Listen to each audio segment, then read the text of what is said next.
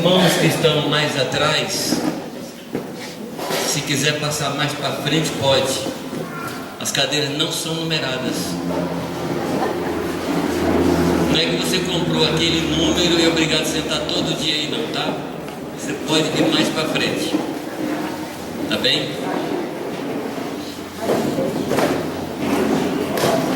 Bíblia, caderno, caneta ou lápis.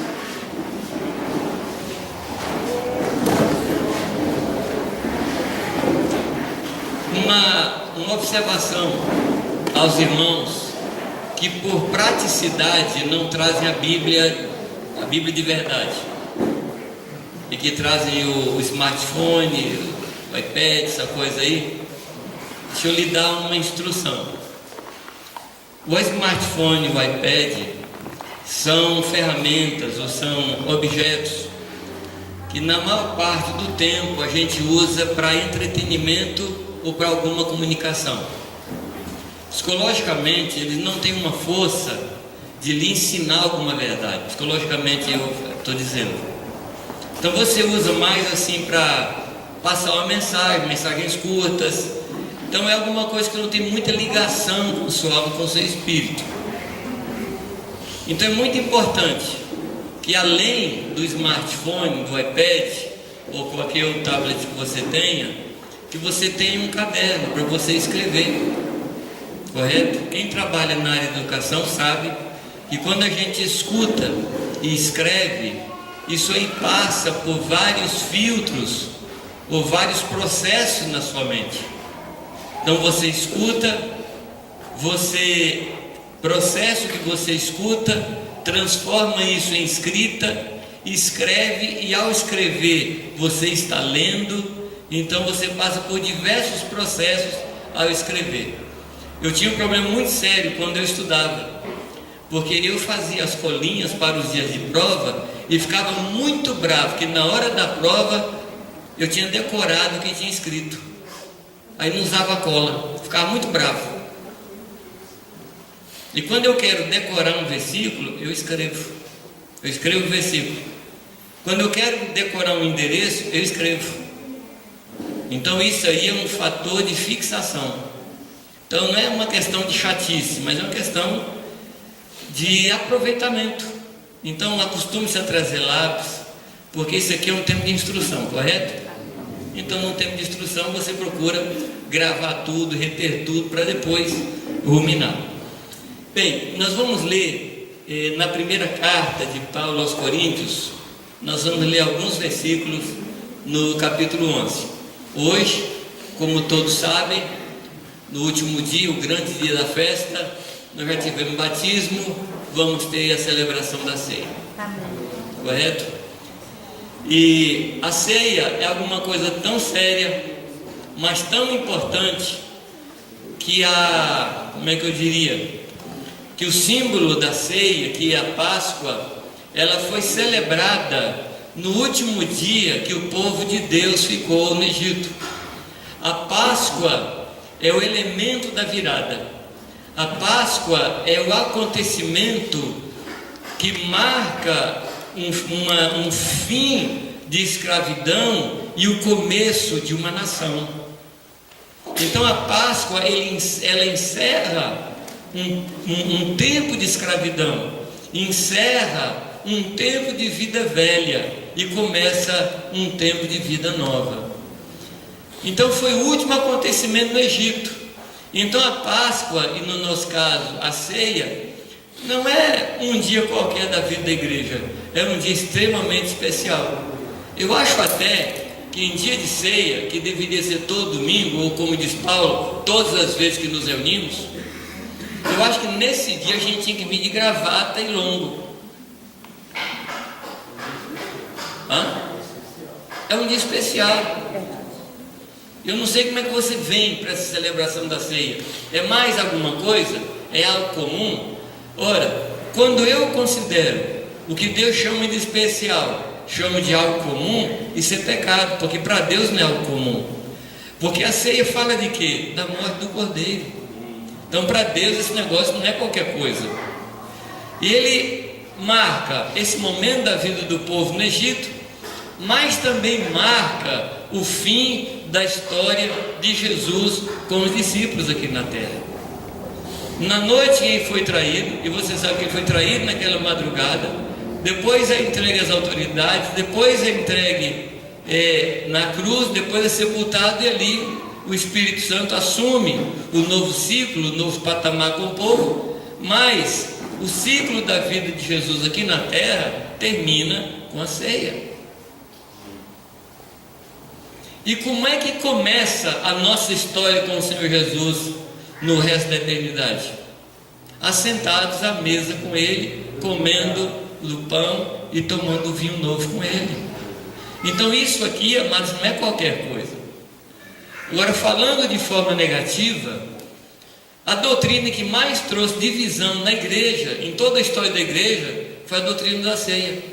Não é um absurdo? É um absurdo, mas é a história. E a gente não pode negar a história. Então a ceia, ela é tanto um elemento de ligação, como também pode transformar num elemento de divisão. Eu podia citar algumas coisas aqui que têm causado divisão no povo de Deus. Por exemplo, a gente deve tomar ceia com pão com fermento ou pão sem fermento. Você pode achar que isso é brincadeira, mas isso trouxe divisão na igreja. É vinho ou suco de uva? É uma vez por ano, uma vez por mês ou toda vez que reúne? Isso também é causa de divisão. Pessoa não batizada toma ou não toma? Criança toma ou não toma? Estou falando algumas coisas que trouxeram divisão usando um fator de unidade. Não é ridículo, amado? É ridículo. A gente consegue complicar o simples. A gente consegue estragar o santo. A gente consegue sujar o limpo. Mas, como nós falamos na primeira noite e ontem de manhã, Deus está nos fazendo voltar aos poços que os nossos pais cavaram. Nós estamos desentulhando poços. E nós precisamos compreender a ceia.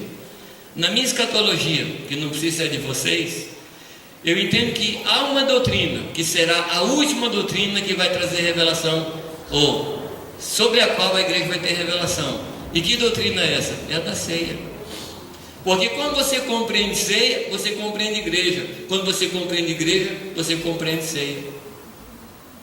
A ceia aqui em Coríntios fala de discernimento.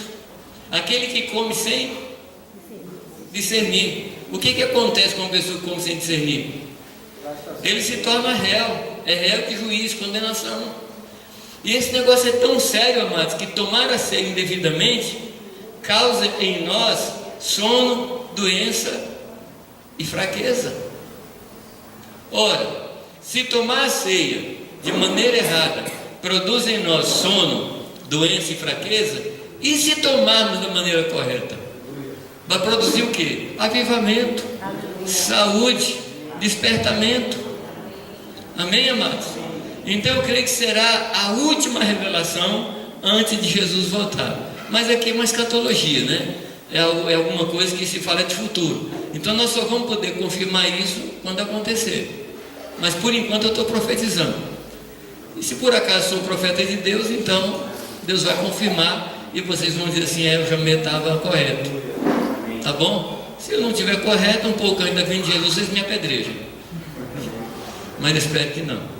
Todo o coração é uma crença, é uma confiança, é uma convicção que eu tenho. Então vamos pegar alguns aspectos dessa carta, capítulo 11, que fala muito sobre a ceia. Vamos falar um pouco sobre isso. E só contextualizar o capítulo 11 de Coríntios. Há uma proposta ao ensino de Paulo que está no versículo 28. O que é que diz o versículo 28? Examine-se. 11, 28. Primeira carta de Paulo aos Coríntios, capítulo 11, versículo 28. Aí é uma orientação de Paulo, ou ordem de Paulo. O que é que ele diz aí? Examine-se, pois, o homem. Examine-se. Examine-se. E assim como coma do pão. Examine-se e assim coma. Presta atenção. Não é examine-se e não coma.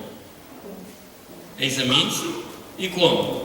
É importante falar isso, porque no meio cristão, diversas ocasiões eu percebo que quando se dá essa orientação para o povo, algumas pessoas se examinam e dizem assim: eu não posso tomar ceia. Já aconteceu isso com você, irmão?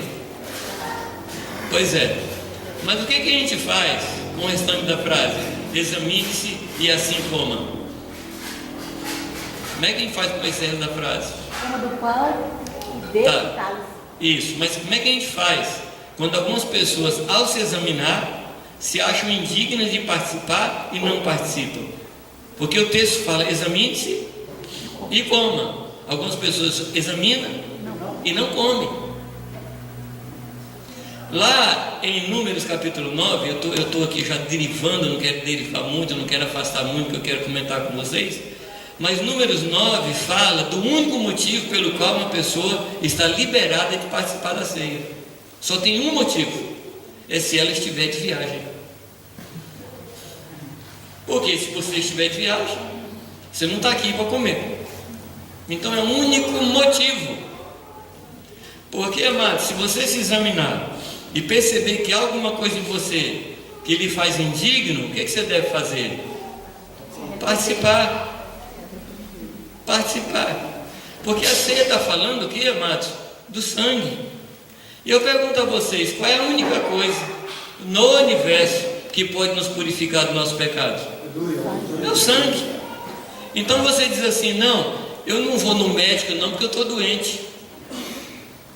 Eu não vou tomar banho não, porque eu estou sujo. Eu não vou participar da ceia não, porque meu coração está sujo. E como é que você vai limpar o coração se não for pelo sangue de Jesus? E a ceia não fala do sangue? É por isso que Paulo fala: examine-se e coma. Mas contextualizando esse versículo, para compreender um versículo, por favor, sempre leia o contexto. Tá bom? Não tire um texto do seu contexto, e aí ele vai bagunçar a sua cabeça. Para entender um texto, você tem que ler o contexto. E o contexto desse versículo 28 é toda a carta. O contexto do versículo 28 é toda a carta. Por que eu digo isso? Porque essa carta foi escrita em cima de uma notícia, e uma notícia ruim. Qual foi a notícia que chegou a Paulo? Gente, chá de folha de Bíblia é muito bom para a memória. Você sabia, não? Vocês querem aprender o simpatia, não? Para decorar a Bíblia? Quer aprender o simpatia? Quer, não? Sim ou não? Eu vou te ensinar. Você pega uma folha da Bíblia que você quer decorar, põe numa infusão, põe no chá, água quente, e depois você toma aquilo. É muito bom. Mas antes de você pôr aquela folha lá na chaleira, você leia assim umas 30 vezes. Esse chá faz muito bem, ajuda a decorar a Bíblia. Tá bom? Eu tenho ensinado esse chá e tem dado muito resultado. Tá bom? Então, quer decorar um texto? Leia assim umas 30 vezes, copia, aí depois faz o chá. Mas se você perceber que decorou, não precisa fazer o chá. Tá bom? Mas o que acontece? O que motivou Paulo a escrever essa carta? E Paulo recebeu uma notícia. E Paulo não falou: estão dizendo por aí, falou, não. Pessoal da casa de Cloé, ele deu o nome de quem falou. Me disse que entre vocês há preferências. A preferência é o começo da divisão e o começo da denominação. Então não posso preferir? Sim, eu posso preferir os outros em honra. Isso eu posso preferir. Então tinha aqueles que se diziam de Paulo, outros de Cefas, outros de Apolo, e tinha os mais espirituais que diziam ser de Cristo, que era a pior raça. E por que era a pior raça? Porque quem é de Cristo prefere Paulo, prefere Cefas e prefere Apolo. Quando ele está preferindo Cristo, ele está dizendo que está preferindo Cristo, ele está desprezando os outros. Então não se engane. Não se engane com isso. E aí Paulo pega essa notícia e com muita dor no coração, eu calculo que Paulo sentia, porque Paulo era um homem que compreendia o corpo de Cristo. é quem mais escreve sobre o corpo de Cristo, é Paulo, quem mais escreve sobre a igreja. E eu posso sentir o que Paulo sentia naquele dia, quando ele tem que tomar papel e lápis e escrever para os irmãos em Coríntios. E toda a carta ele trabalha em cima disso. No capítulo 3 ele fala: eu não pude dar mais coisas a vocês, eu não pude trazer maiores revelações a vocês, porque vocês são infantis, eu não posso fazer isso. E ele vai trabalhando. No capítulo 5 ele mostra um princípio de divisão numa casa, quando um homem tinha relação sexual com a esposa de seu pai, e isso causa divisão. O pecado causa divisão, causa fraccionamento no corpo de Cristo. Depois, lá no capítulo 8, 9, 10, ele vai falando que aquele que participa do cálice de Deus não pode participar do cálice dos demônios. E o cálice dos demônios, amado, é divisão. Quando a gente bebe do cálice do demônio, a gente divide o coração com os outros. Quando ele chega no capítulo 10, principalmente o versículo 17, eu estou aqui pensando algumas coisas dos capítulos, mas no capítulo 10, verso 17, o que é que ele diz? Que conquanto somos muitos, nós somos um só. Chá de Bíblia. Um só pão. Eu comecei a pensar, amados, qual é o processo para fabricar um pão? Os irmãos sabem fazer pão aí? Pode me ajudar? Qual é o processo para fazer o pão? Qual é a primeira coisa? Preparar a massa, né? Preparar a massa. Ajuda aí, gente, faz a voz, quem sabe fazer pão, me ajuda aí, que eu não sei fazer. Água, fermento, farinha. Água, fermento, farinha de trigo. Vai lá, vamos. Óleo. Peraí, gente. Peraí. Vocês estão pulando uma coisa. Vocês estão pulando uma coisa. Primeira coisa para fazer um pão é moer o trigo.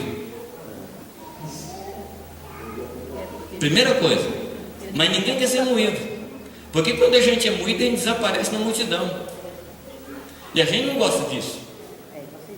Mas o primeiro processo do pão é moer. Aí depois que você é moído, você é misturado. E tem gente que não gosta de ser misturado. Sim ou não? Quer ser autêntico, quer ser inédito, quer ser especial. Mas ele é misturado. Depois que é misturado, aí vem os processos que vocês falaram: a água, os ingredientes. E aí qual é o próximo passo? Amassar. E quem gosta de ser amassado aqui, levanta a mão, nem eu. E dependendo do pão, vai para o cilindro. Terminou o processo, não? Não. O que falta? Bota no enrolar o pão. O forno. Vida de igreja, amados, é trituração, é o amassar e o queimar. Se você quer ficar na igreja, é por aí. Se você não quiser ficar, tudo bem. Mas é por aí.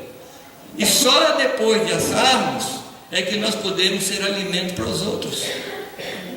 Se nós queremos ser alimento para os outros, nós temos que nos submeter a esse processo.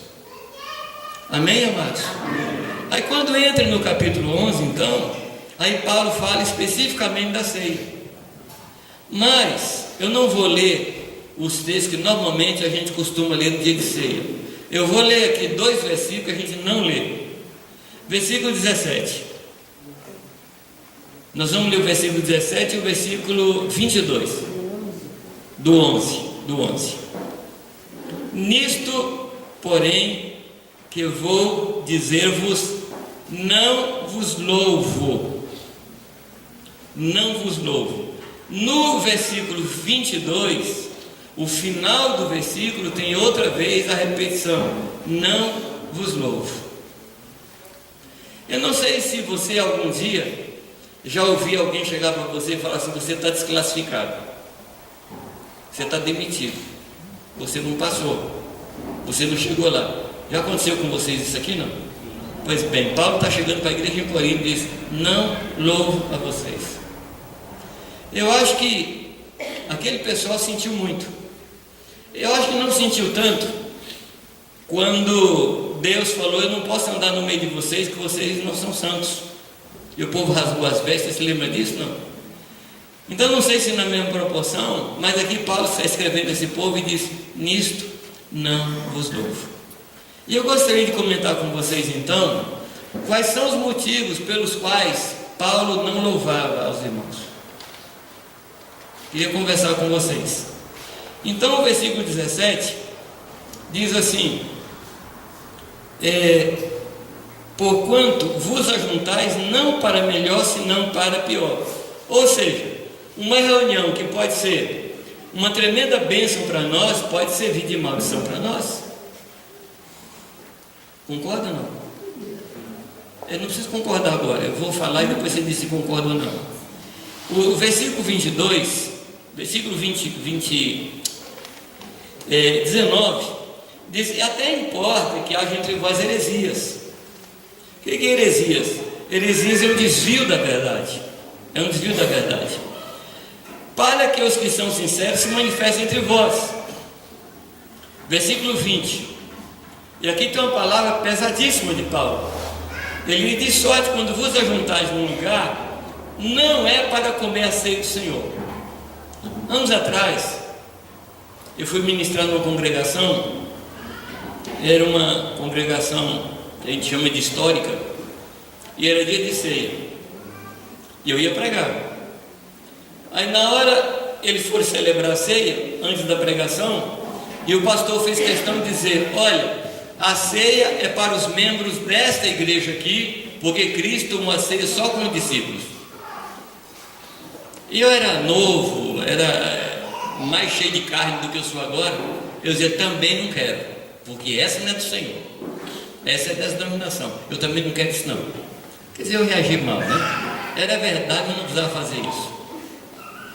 E ele diz assim que quando esse pessoal aqui, os coríntios, ou corintianos, conforme você queira, corintiano dá trabalho, misericórdia. O que mais me espanta, César, é que na igreja corintiana tinha São Paulino, tinha São Apolino, tinha cristão. Que confusão terrível essa igreja. E aí 21, porque comendo, cada um toma antecipadamente a sua própria ceia, ou seja, não é do Senhor. Então existe uma possibilidade de eu estar num ambiente santo, fazendo uma coisa santa, mas não uma coisa do Senhor. Eu estou fazendo uma coisa minha, uma coisa particular. É o que Paulo está falando. Se você quiser entender melhor isso aqui, vá um pouquinho mais adiante no versículo 33, para você ver o que Paulo estava dizendo e qual era o motivo pelo qual não louvava. Diz assim: portanto, meus irmãos, quando vos ajuntais para comer, o que diz? Esperai uns pelos outros. Esperai. Agora, esse negócio de ceia me chama muita atenção. Eu observo muito, eu aprendo muito na observação. E o que eu observo assim nas denominações, nas congregações, nesse dia de ceia, quando chega nesse ponto, esperar uns pelos outros, eu vejo o pastor falando assim: olha, espera todo mundo receber o pão e não coma antes de todo mundo receber o pão. Será que é isso que Paulo está falando? Será que o negócio é assim: todo mundo segura o pão e ao meu comando, no 3, você põe na boca e mastiga sincronizadamente? Será que é isso que ele está falando? Eu acho que não. Não é o contexto da carta. Em primeiro lugar, porque a ceia não era um apêndice do culto, não era um momento do culto. A ceia era uma celebração onde o povo tomava suas refeições. Se você achar que não é assim, dá uma olhadinha, volta um pouco no versículo 22, que fala que pessoas não esperavam e se quisesse comer, que comesse em casa. Mas eram festas, chamadas festas do ágape, quando pessoas traziam de sua casa as suas panelas. É como vocês chamam aqui de juntar panela. Então a ceia era um ajuntar de panelas, e no meio da ceia se repartia o pão e se tomava o vinho. Então não era um apêndice de culto, não era um momento assim de um culto, era toda uma festa, correto? E tinha pessoas que traziam comida da sua casa. Eu acho que infelizmente tem hoje também alguém que traz uma comida muito boa, uma carne muito maravilhosa, e ele faz questão, ao invés de colocar na mesa para todo mundo experimentar daquela carne, ele mantém essa carne um pouco segregada para ele comer e deixa os outros comer assim aquilo que ele acha que não é lá muito bom. Se é isso, então coma isso na sua casa, não traga para o ambiente. Estão me compreendendo, amados? Mas eu acho que ele está querendo descer mais fundo sobre essa questão de esperar, sobre essa atitude de esperar. O contexto aqui, ele não se refere só à comida, mas o contexto aqui se refere à atitude. O que é esperar? Talvez a figura melhor que eu possa trazer aqui é aquela atitude de Jacó, quando depois de 21 anos de oração, Deus atende a oração dele. Qual foi a oração de Jacó? Foram muitas, mas tem uma específica. Quando ele está saindo de casa, fugido do seu irmão, por orientação de sua mãe, ele para no lugar e diz assim: Senhor, se o Senhor me permitir que eu volte em paz, eu vou dar o dízimo de tudo para o Senhor. Lembra dessa oração? O que é voltar em paz? Por favor, Mário. O que é voltar em paz? O que ele queria dizer?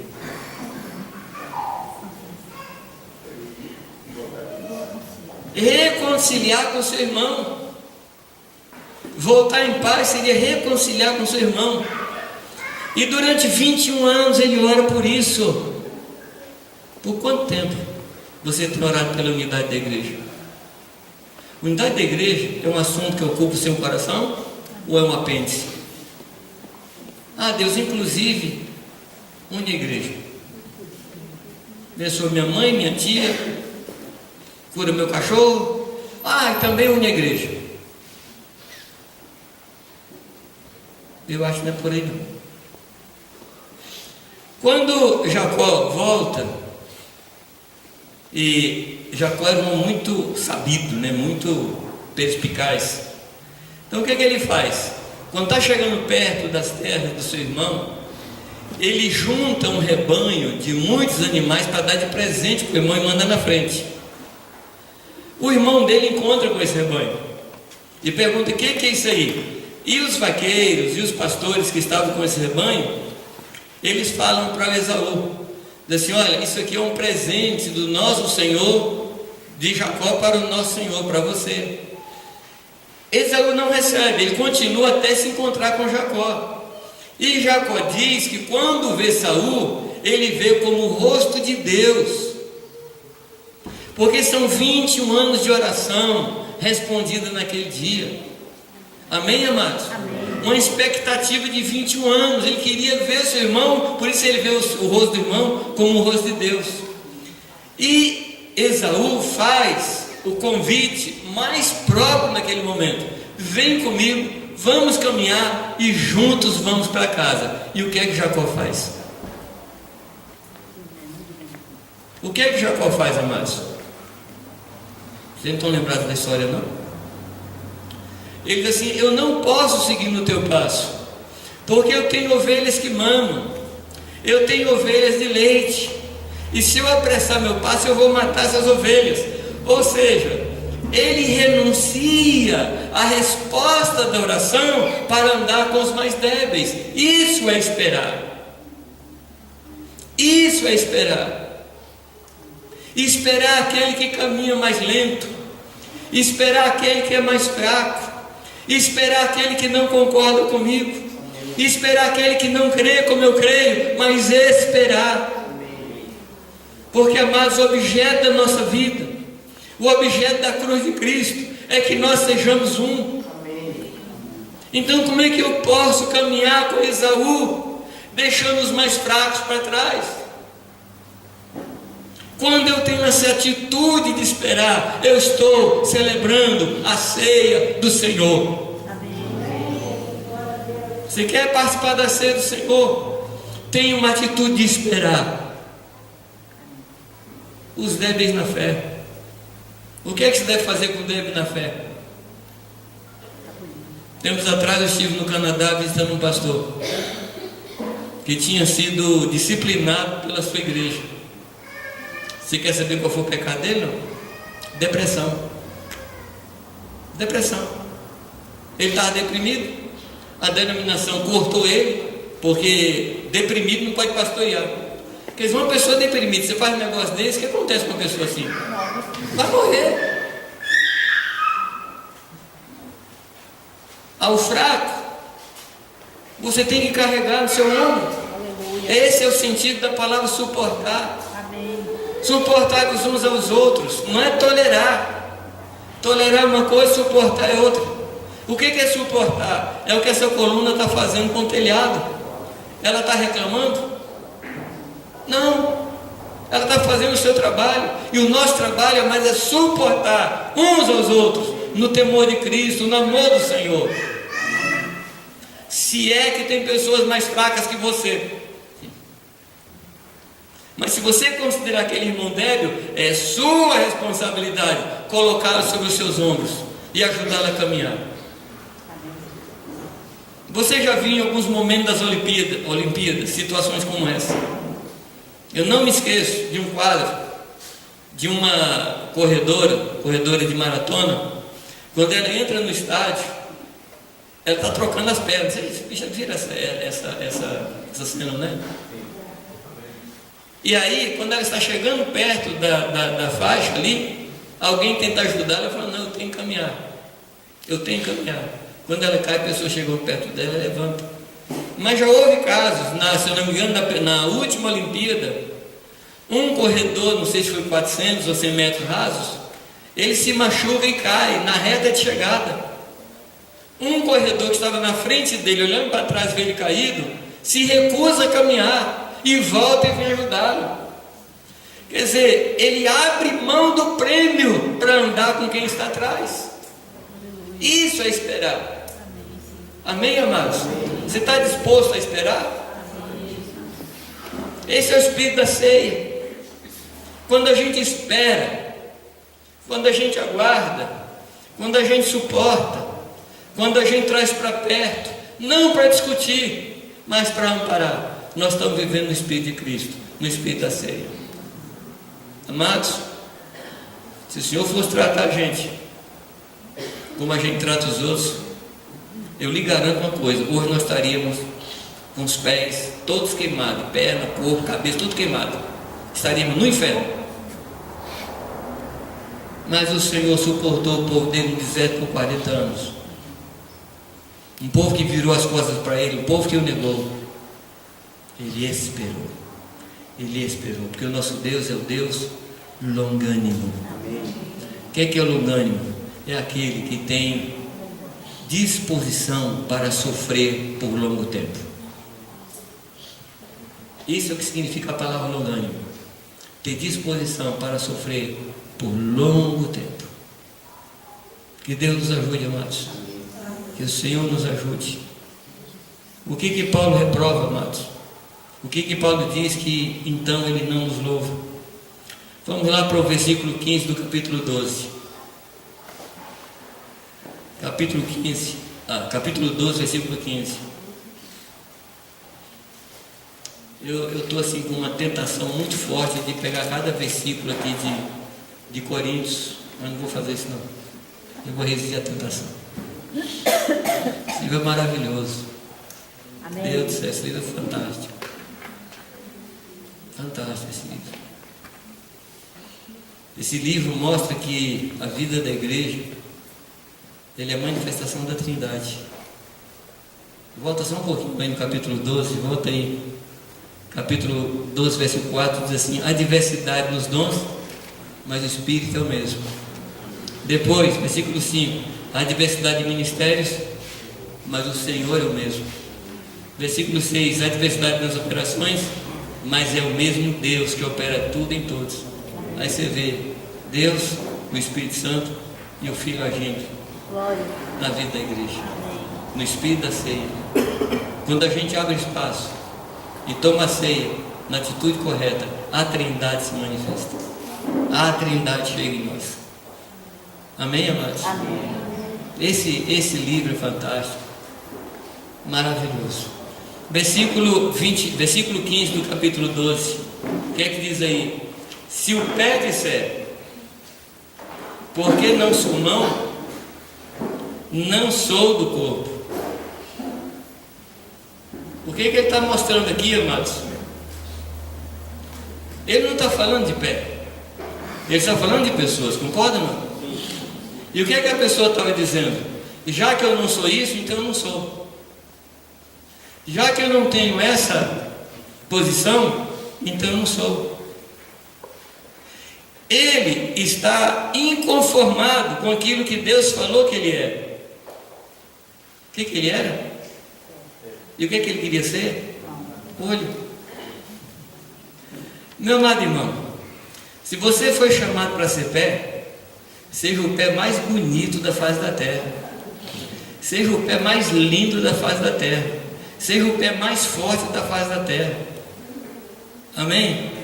Se Deus chamou você para ser uma unhazinha lá do dedo mínimo, seja a unhazinha mais linda que existe, seja uma unha cheia do Espírito Santo. E quando ele toma essa atitude, ele está dizendo assim: eu gostaria de ser outra coisa, mas porque eu não sou, então não tem parte. Pessoas que não ouviram de Deus de forma direta no seu coração qual é o seu chamado. Mas eu quero dizer, amados, que a única forma de você compreender o seu chamado e discernir o seu chamado não é se afastando do corpo, é ao contrário, é estando no corpo, porque quem vai falar o que eu sou são os irmãos e não eu. São os irmãos que revelam o que eu sou pelo Espírito Santo. São os irmãos que dizem o que eu sou. A minha identidade eu encontro na vida da igreja e não sozinho. Assim acontece com a criança. A criança nasce, ela não tem noção do que ela é, nem noção das partes do seu corpo. Mas na medida que ela vai crescendo, o seu corpo vai revelando para ela como é que funciona as diversas partes. Eu preciso perceber que é o corpo de Cristo que diz o que eu faço. Não sou eu que digo o que eu faço. Em Jundiaí nós somos 13 presbíteros. Parece que tem mais presbítero do que gente. E nós estamos num processo de descoberta dos nossos ministérios. Já fazem 13 anos. Estamos descobrindo ministérios. E quem diz o que eu sou são meus irmãos. E na medida que eles dizem o que eu sou, eu funciono. Paulo falou isso. Paulo, apóstolo, segundo a fé dos santos. São os santos que dizem que eu sou. E eu tenho fé na fé dos irmãos. Não chego no lugar de eu sou isso. Não funciona. São as pessoas que têm que dizer quem é você. Amém? E se os irmãos falarem que você é o quê? Um fígado? Mas ninguém gosta de ser fígado, a gente gosta assim de aparecer. Mas dá para viver sem fígado? Acho que não. Eu nunca tentei. Não dá para viver. Dias atrás nós estávamos conversando, eu e Irani, sobre a função da sobrancelha. Você parou para estudar sobre a sobrancelha ou não? É um negócio tão insignificante, né? Acho que é, porque algumas mulheres raspam e pintam outra coisa.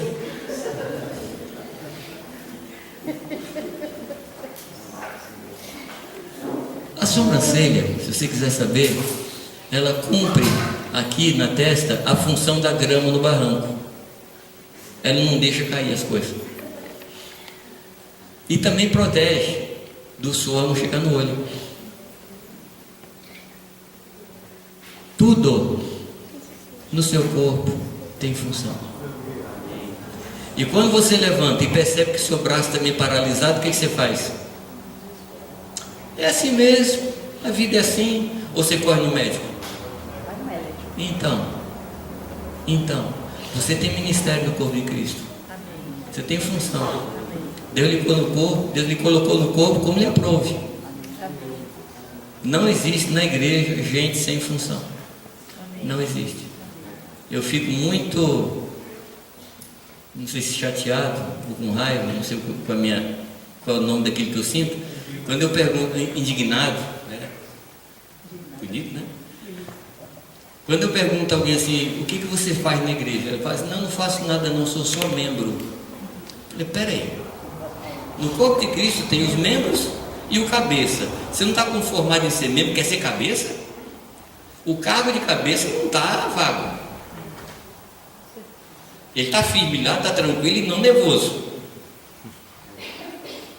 Então você tem que descobrir o que você é e funcionar em plenitude. Amém? Mas como é que nós vamos descobrir o que nós somos? No funcionamento do corpo de Cristo. Pergunte aos irmãos, o que você acha que eu sou? O que diz os homens que eu sou?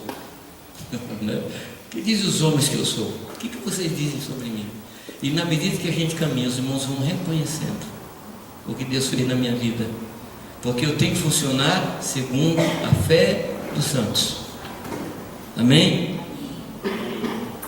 E se Deus lhe falar o que você é, solte foguete, faça festa e seja pleno no que Deus falar de você. Quando a pessoa diz, porque eu não sou isso, eu não sou aquilo, entra num processo de autonegação. Eu começo me negando o que eu sou. Isso provoca em mim um alinhamento. Eu me afasto, eu me aparto, porque eu não estou conformado em ser o que eu sou. E eu começo a me apartar, porque eu não sou aquilo que eu gostaria de ser. E entro numa frustração, numa decepção fantástica. Eu me afasto, paro de me envolver na vida da igreja, entro em apatia e por fim eu entro em amargura. Então é um negócio muito sério não ser o que Deus diz que eu sou. É muito sério.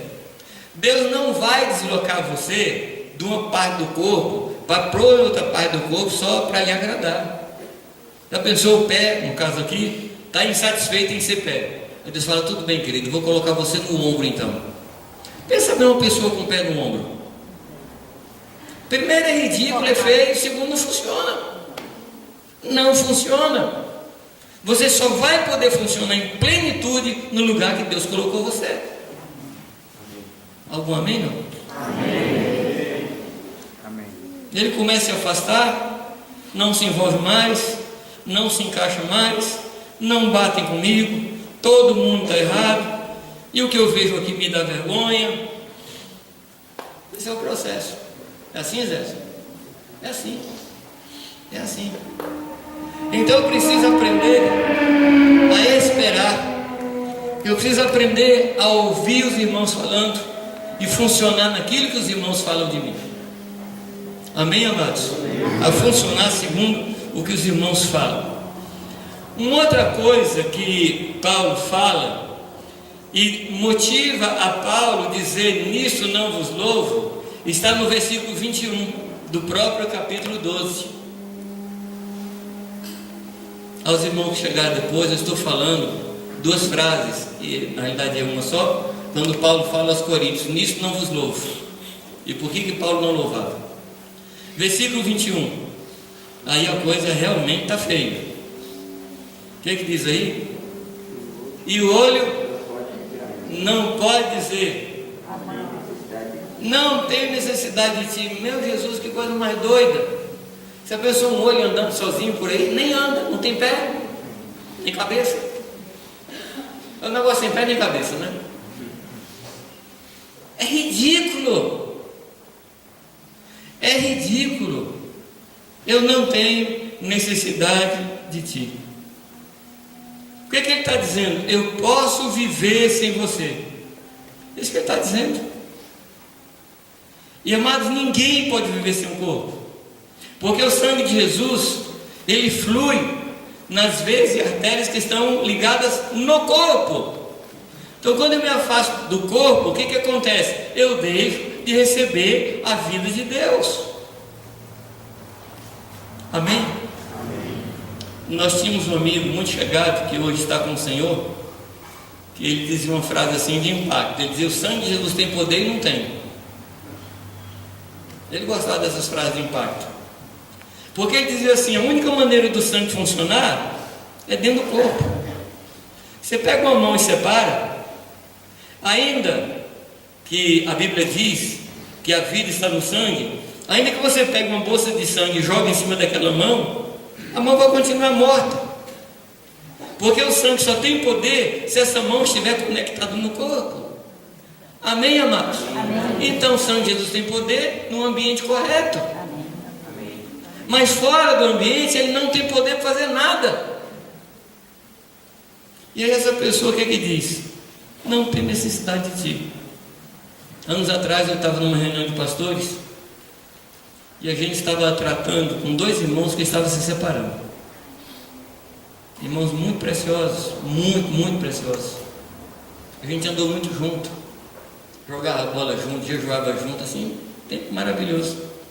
E a gente estava naquela reunião exatamente para resolver um problema que eles estavam se separando. E o que mais me chocou naquele ambiente não foi o fato da separação em si. O que mais me chocou naquele momento ali, Carlos, foi que eles estavam brincando sobre isso. Assim, estava tranquilo, contando piada. Hoje nós estamos nos separando e está tudo bem entre nós. Aquilo lá me causou um dano. Porque, amado, separação, divórcio, morte, tem o mesmo poder. Como é que eu posso me alegrar me apartando de Zé? Não tem necessidade não. O Zé não tem nada para me acrescentar. Ele está lá do outro lado da cidade e tá bom, de vez em quando a gente se vê e pronto. Essa atitude de não se importar significa que eu não tenho necessidade de você, Zé, porque eu sou superior a você. O que eu ensino é melhor do que o que você ensina, minha estrutura é mais bonita, não tem necessidade de você. Aí eu pergunto aos irmãos, como é que Deus sente isso? No ano passado eu estava numa reunião, conversando sobre o tema da unidade. E o Espírito de Deus desceu entre nós ali. E foi nos conduzindo. Eu tenho estudado sobre esse tema. E eu sei, desculpa eu falar, eu sei, tá? Não é prepotência nem. Eu sei o que a Bíblia fala sobre unidade. Mas Deus me levou a pensar sobre o que é que Deus sente a respeito de unidade. O que Ele fala eu sei, mas o que é que Ele sente? Unidade da igreja, amados, não é matéria doutrinária. Unidade da igreja custou a morte do primogênito de Deus. Amém, Jesus. Nós discutimos unidade assim no escritório, aspectos da unidade. Jesus não discutiu, Ele morreu. Amém. Ele morreu. Aleluia. E eu fui estudando na escritura para ver como é que Deus sofreu em relação a esse tema. E amados, é muito forte o que a Bíblia fala. Lá no Éden, Deus criou o homem, não porque ele tivesse alguma carência. Como diz Tony, Deus criou o homem não foi por carência, mas foi porque ele tinha muito amor. Ele queria derramar o amor dele por pessoas. Então ele criou o homem, não é que ele se sentia sozinho. Gente, eu estou tão sozinho, tem só bilhões e bilhões de anjos do meu lado aqui, o Espírito Santo está aqui, Jesus, o Cordeiro está do meu lado aqui, eu estou me sentindo muito só, então eu vou criar o homem. Amado, nada a ver, nada a ver. Ele criou o homem porque ele tinha excesso de amor. Ele criou o homem. Viaja comigo agora, vamos fazer uma viagenzinha, vamos entrar no jardim e vamos ver na hora que o vento vira, que isso está escrito na virada do tempo, na virada do dia, era quando o vento voltava. E a palavra vento ali é a mesma palavra para espírito. Quando o vento voltava, o Senhor se manifestava e começava a conversar com Adão. Eu não sei de que lugar Deus descia, mas o fato é que ele chegava no jardim. Adão, como foi o dia? Deus, que dia maravilhoso. Descobri cada coisa hoje. E Adão comentava com o pai as coisas que ele tinha descoberto. Ah, eu vi um bicho com um pescoço grande. Como é que você chamou ele, Adão? Girafa. Oh, não bom, hein? Gostei do nome. E conversava os dois. E Deus tinha prazer nessa comunhão. Deus tinha prazer nisso, porque foi por isso que Ele criou o homem. Mas teve um dia, amados, que o homem virou as costas para Deus. O que é que Deus sentiu? Quando você chega em casa assim com saudade do filho, ele vai dar um abraço nele e vira as costas e vai para a TV. Como é que você se sente? E ali não foi ir para a TV, foi para o inferno. O que é que Deus sentiu? Meu Deus, eu não calculo o que Ele sentiu. Porque só alguém que tem a mesma condição de santidade e amor que Ele tem para saber o que Ele sentiu. Mas não foi pouca coisa que Ele sentiu. Mas eu estava analisando isso, amados, e eu entendi que o sofrimento de Deus não começou ali. Começou lá atrás. Quando Deus um dia, Deus o Pai, Deus o Espírito, Deus o Filho, numa reunião, Eles disseram, vamos fazer o homem. Produto do amor de Deus. Lembra que todas as coisas Deus fez por sua palavra. Mas o homem, desculpa a minha imaginação, tá? Deus sentou no chão, pegou o garro e moldou o homem, pôs a sua impressão digital no homem. O homem para Deus não é só matéria de palavra, é matéria de envolvimento dele com a pessoa. E mais do que isso, Ele soprou nas narinas do homem, Ele fez respiração boca a boca. Aleluia. E o homem veio a viver. Glória a Deus.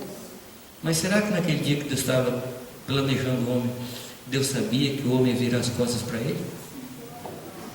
Se você soubesse que o seu amigo ia virar as costas para você, você teria esse amigo? Deus é estranho, porque sabendo que Judas ia traí-lo, Deus manteve Judas. Sabendo que o homem ia traí-lo, Deus resolveu criá-lo. Sabendo que para resgatar o homem, o filho dele teria que vir para morrer na cruz. E Deus assim mesmo nos criou, tendo todo o prejuízo que uma pessoa pode ter. Dá para imaginar o sofrimento de Deus? Unidade da igreja, amados, não é matéria de discussão, é matéria de morte, e morte de Jesus Cristo. Mas interfere também na nossa morte, que a unidade da igreja só pode fazer pessoas que morreram. Pessoas que morreram. Não morreu, não pode ter unidade, porque a gente morre como grão de trigo moído, como grão de trigo que cai na terra. Ele morre, aí sim, não há unidade sem morte. Amém? Amém. Não há unidade sem morte. Amém. E o Senhor, com toda a expectativa, e não só expectativa, com toda a certeza de sofrimento, Ele criou o homem ainda assim. Eu não sei qual o nome que eu daria para essa atitude de Deus, senão generosidade. Eu não sei que nome daria. Misericórdia, piedade, compaixão, não sei. O nome que me vem é generosidade. A unidade é uma atitude de generosidade. Quando eu dou o que tenho, que dou mais do que eu tenho. Como os colossenses, que rogaram a Paulo, com muitos rogos, a graça de poder participar da oferta lá para os irmãos de Jerusalém. E Paulo diz, e na abundância da sua pobreza, deram de si mesmos e deram do que tinham. Isso é generosidade. Mas se vocês quiserem ouvir mais sobre o sofrimento de Deus, com a graça de Deus, nesse mês de maio vai sair um livro sobre o sofrimento de Deus. Um livreto. Amém. Então estou aqui fazendo o trailer, fazendo a van premiere, fazendo o lançamento.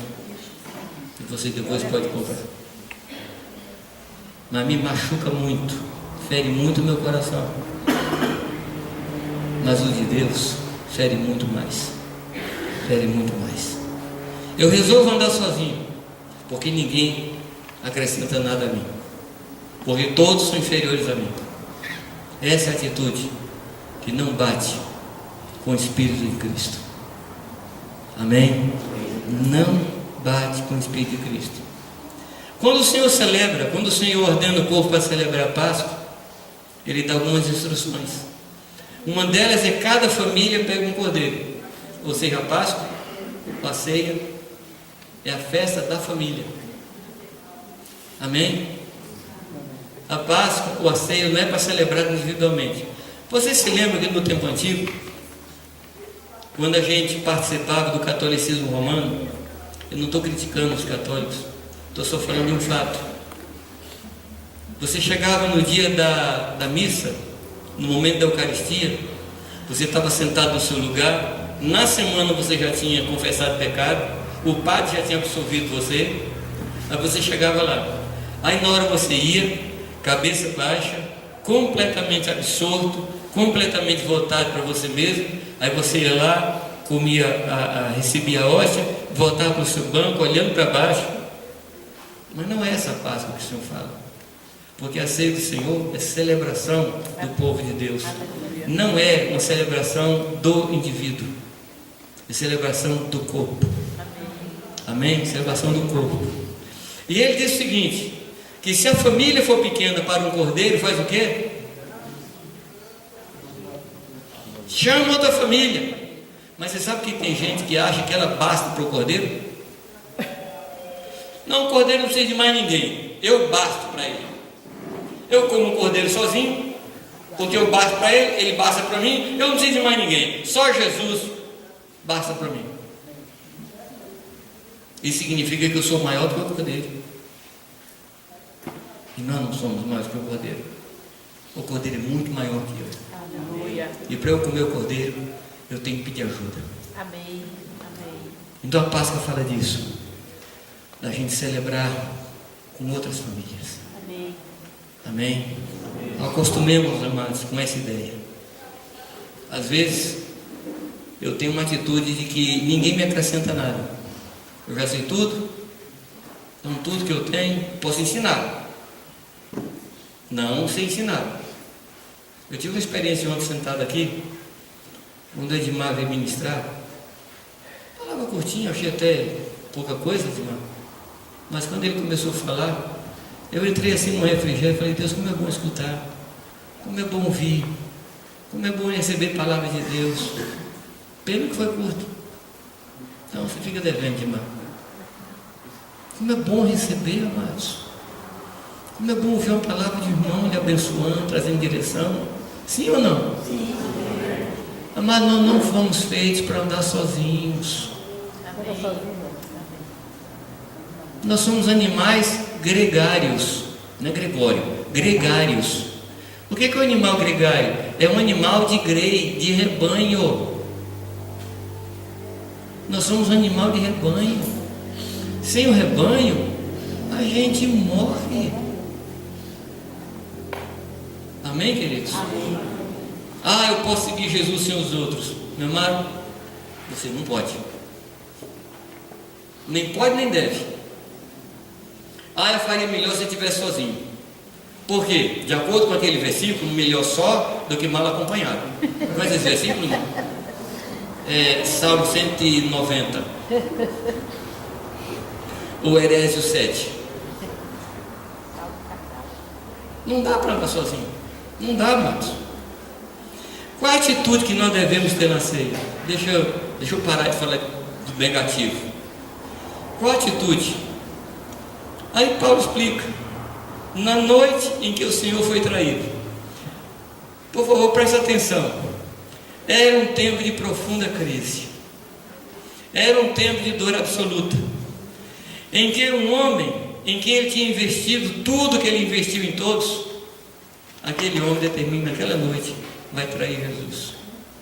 E o interessante, que se fosse na minha religião, eu não dava o pão para Judas. Você daria, não? Não. Esse cabra safado, desculpa a expressão. Dava não. Você daria pão para Judas? Não.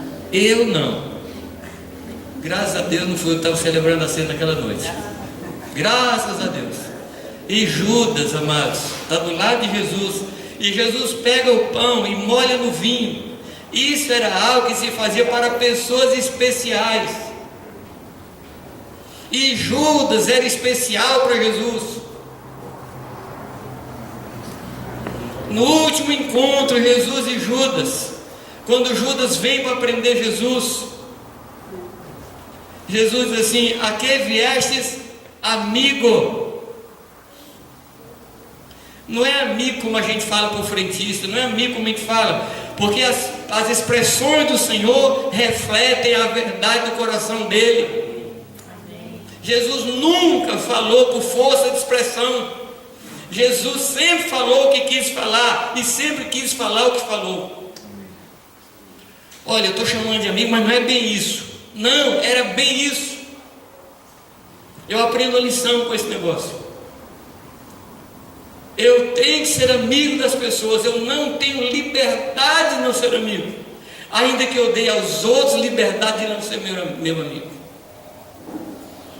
Amando mais, seja menos amado. É que Paulo fala. E naquela ceia especial, Judas recebe de Jesus um tratamento especial. O que é que ele nos ensina com isso, amados? Que nós precisamos ter um coração acolhedor, que nós precisamos ter um coração que inclui pessoas e não detona pessoas. Eu comentei ontem que naquele tempo que a gente tinha os nomes das agendas, lembra? A gente tinha os nomes das agendas, não era eletrônico, você escrevia os nomes das pessoas na agenda, nome do telefone, aí você comprava a agenda do ano seguinte. Alguns nomes você deixava na agenda velha. Deixava ou não deixava? Deixava. O Espírito cristão fala de trazer todas as pessoas para a agenda nova. Nós não podemos riscar pessoas do nosso coração, porque o Senhor não risca. O Senhor não risca. Samuel falou: vocês não mais verão meu rosto, eu não posso andar mais com vocês, mas longe de mim o pecado, deixando de orar por vocês. Ou seja, Samuel não deixou na agenda velha as pessoas, ele trouxe na agenda nova, e ele andava com essas pessoas sempre no coração. De que é que eu estou falando, amados? Eu estou falando de ceia. Eu estou falando de ceia. A ceia, ela tem dois aspectos muito importantes. O amor de Jesus tem dois aspectos muito importantes. O primeiro aspecto é o aspecto que a gente chamaria de aspecto jurídico da morte de Cristo. O que é o aspecto jurídico? Ele é bíblico. Aspecto jurídico é: eu morri para pagar a sua dívida e você não tem mais dívida. Esse é o aspecto jurídico. E é verdadeiro. E a gente valoriza muito isso e deve ser valorizado. Coisa maravilhosa, amados, é quando a palavra diz que já não há nenhuma condenação para aqueles que estão em Cristo Jesus, que não andam segundo a carne, mas segundo o Espírito. Eu quero dizer para você que todos os pecados que você cometeu até hoje já estão perdoados. Os pecados que você cometeu hoje já estão perdoados. Mas vou lhe dar uma outra notícia: todos os pecados que você vai cometer daqui em diante já estão perdoados, porque o sangue de Jesus foi derramado na cruz para todas as épocas, para as passadas e para as futuras. Puxa, só isso? Amém. Glória a Deus. Eu me lembro quando a gente comprava a prazo, vinha aqueles carnês que pareciam lista telefônica, lembra? Bem grosso. Aí quando você pagava a última prestação, o que você fazia? Deus, era foguete para cá, foguete para lá, e para comemorar fazer outra compra, é isso não? Era. Não, você ficava um tempão assim, meio escabriado, né, como se diz, né, de compra, você não queria fazer compra. Pois eu quero dizer para você que Jesus pagou o carnê inteiro. Amém. Glória a Deus. Ah, pagou! Deus é bom. Deus é maravilhoso.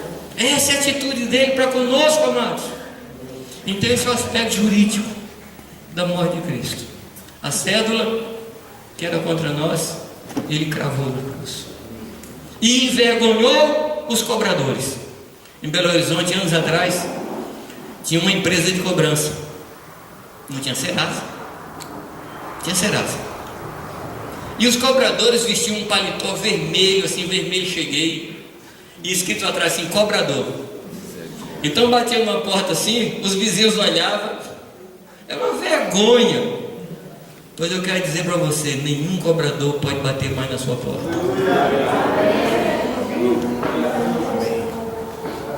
Não há mais condenação, não há mais cobrança. Você está completamente livre. Você pode entrar no Santo dos Santos com o rosto descoberto e olhar para Ele. Sabe por quê, amados? O Cordeiro Santo Imaculado tomou o seu sangue, subiu diante do trono de Deus e falou: Pai, isso aqui basta. O Pai falou: Filho, isso basta. Nunca mais ninguém precisa matar cordeiro. Nunca mais ninguém precisa matar rolinho. Nunca mais ninguém precisa matar bode. Nunca mais ninguém precisa matar touro, porque o Cordeiro Imaculado morreu uma vez por todas. E nós não precisamos mais carregar pecado. Glória a Deus. Isso é ceia. É o aspecto jurídico. Mas tem um outro aspecto. A palavra diz em João 11, dos 51 a 53, tem essa ideia de que ele morreu na cruz para juntar num só corpo os filhos dispersos. Eu vou repetir. Ele morreu na cruz para juntar num só corpo os filhos dispersos. Amém. Glória a Deus. Hoje a igreja está dispersa, mas não vai estar mais. Amém. Não vai estar mais, porque o Senhor está fazendo essa obra. Porque Jesus não vem para muitas noivas. Você sabia que Jesus não tem harém, né? Jesus não tem harém. O que é o harém? Muitas mulheres. Quantas esposas Jesus tem? Uma só. Amém. E ele vem para essa esposa. Glória a Deus. Amém. É por isso que eu digo a vocês que a última revelação que nós vamos receber antes da volta de Jesus é a revelação da igreja. Amém. Porque nós precisamos nos preparar. Nós precisamos acabar com as divisões. Amém. Amém, Jesus. E Efésios capítulo 2 diz que Jesus derrubou a parede de separação que havia entre nós. Peraí, Paulo fala uma coisa que não está na Bíblia. O muro de separação não está na Escritura. Você não encontra esse muro de separação em nenhum outro livro da Bíblia. Mas de que ele fala? Os judeus, no templo, eles construíram um muro. E tinha uma porta. E acima dessa porta estava escrito: o gentio que passar daqui para lá morre. Jesus veio e derrubou esse muro. Porque Deus não colocou muro, Deus colocou um véu. Aleluia. Lembra do véu? Que foi rasgado de cima para baixo, mostrando que foi iniciativa de Deus rasgar o Glória a véu. Deus. Aleluia. O Senhor põe véu, a gente coloca muro. E o muro que a gente coloca é para nos separar das pessoas e nos proteger. Mas o véu que Deus pôs foi para nos proteger e não protegeu. Porque o homem pecador que entrasse no Santo dos Santos morreria. Então Deus põe um véu para impedir que a gente morra. O véu foi para a nossa proteção, assim como o anjo no jardim foi para a nossa proteção. Porque se o homem entrasse depois de haver comido a árvore da ciência do bem e do mal, se ele entrasse e comesse da árvore da vida, ele estaria eternamente separado de Deus.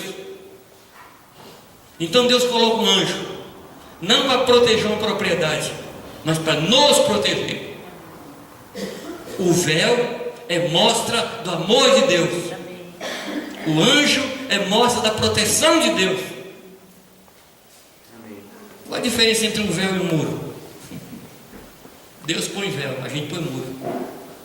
E com pedras bem pesadas, para ninguém entrar no meu quintal. Mas eu quero dizer para vocês que esse muro foi derrubado. Aleluia. A palavra diz, mas que ele matou na cruz a inimizade. Amém. Amém. Se você ainda tem inimizade no seu coração, você está andando com cadáver. Você está andando com coisa que já morreu. Você está andando com coisa que não existe mais. Ah, mas eu não tenho inimizade. Sabe o que é inimizade? Falta de amizade. É só isso. Inimizade não é briga. A inimizade, ela é falta de amizade. E a falta de amizade leva a briga, leva a contenda, leva a mágoa. Mas a grande notícia: o véu foi rasgado, o muro derribado, e a inimizade morta. Amém. Aleluia, Jesus. Eu gosto da radicalidade do Senhor. Porque para Deus resolver o pecado, o que foi que ele fez? Ele matou o pecado. E matou o pecador também. Resolveu. Você não pode mais pecar, amado. Ele matou o pecado. E você é defunto. E defunto não peca. O pecado deixou de ser obrigação e passou a ser opção. Porque o pecado já não tem domínio sobre nós. Quando a tentação vem, hoje nós temos a força do Espírito Santo para resistir ao pecado. Amém, amados? Amém. É uma boa notícia? É tremenda essa notícia. É tremenda. A morte de Jesus na cruz, além de ser jurídica, ela é uma morte de aspecto relacional. Porque o Senhor colocou uma ponte entre nós e Ele. E agora eu posso entrar. E quando eu entro em Deus, eu entro na vida do meu irmão. Não há unidade com Deus sem unidade com os irmãos. Eu tenho pensado que unidade da igreja tem também um aspecto geométrico. O que significa? Pensa num triângulo. E você sai de um lado do triângulo e o seu irmão sai do outro lado do triângulo. E vocês caminham nessa linha. E vocês fatalmente vão se encontrar, não é fatalmente, né? Qual a palavra que eu uso? Certamente. Ele nem conta as palavras fatalmente. Tudo bem. Quando a gente sai dos dois lados, onde é que a gente vai se encontrar, amados? Lá no vértice. Lá no vértice do triângulo. E quem é que está no vértice do triângulo? Senhor Jesus. Então, na medida que você se aproxima de Jesus, você se aproxima do irmão. Amém. É impossível se aproximar de Jesus e não aproximar do irmão. Amém. Jesus é o nosso ponto de encontro. Amém. Ele é o lugar onde nós nos encontramos. Aleluia. E se nós não encontramos com alguém, um de nós dois não está em Cristo. Ou os dois não estão. É impossível ser cristão sem meu irmão. É impossível. Porque Deus nos juntou dentro de Cristo. Fomos ressuscitados juntamente com Ele na sua morte. E hoje nós estamos assentados dentro de Cristo Jesus. Esse é o nosso lugar. Amém, amados? Aleluia. Será que dá para a gente compreender o que é a ceia? Será que dá para compreender o que nós vamos fazer hoje aqui? Aleluia. Portanto, examine-se. Portanto, seja aprovado pelo Senhor. Portanto, receba de Deus a aprovação do Senhor. Por isso, deixe o Senhor aprovar você, discernindo o corpo, entendendo o corpo de Cristo e não vivendo apartado do corpo de Cristo. Nós não podemos, sob pena, amados, de estar fraco, doente e morto. O texto, capítulo 12, termina com uma orientação.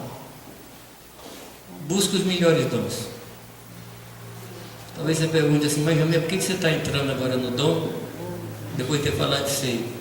Porque de fato, Paulo não muda de assunto.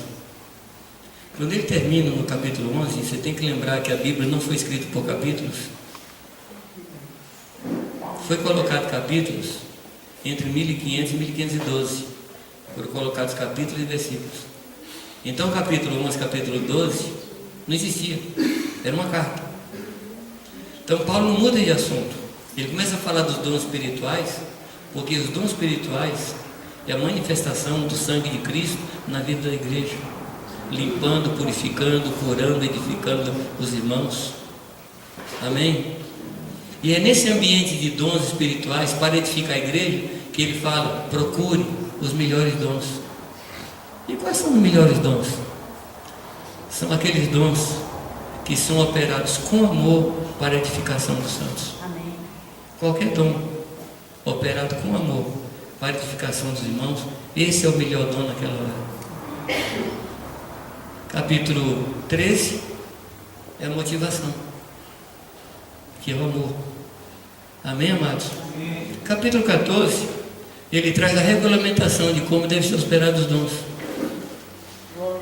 Capítulo 15, ele aponta para a volta de Cristo, porque uma ceia celebrada no ambiente correto aponta para a volta de Cristo. Fazer isso em memória de mim, ou seja, lembrando Cristo na sua morte e na sua volta. Amém, amados?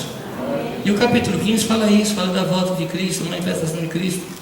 E o capítulo 16 ele fala, bom, já que a gente é um, o pessoal de Jerusalém está com fome, vamos levantar a oferta para eles? Então a carta aos Coríntios fala de unidade, fala da prática da unidade, fala de cobrir um ao outro, fala de servir um ao outro, fala de valorizar um ao outro. E eu quero convidar os irmãos a nesta manhã a gente celebrar a ceia com esse espírito correto, com o coração correto, com uma visão correta, espírito quebrantado. Amém? Onde é que estão o pão e o vinho? Amém. Alguma pergunta? Alguma coisa que você queira falar? Você queira comentar do que foi falado? Se não, oi, me quiser.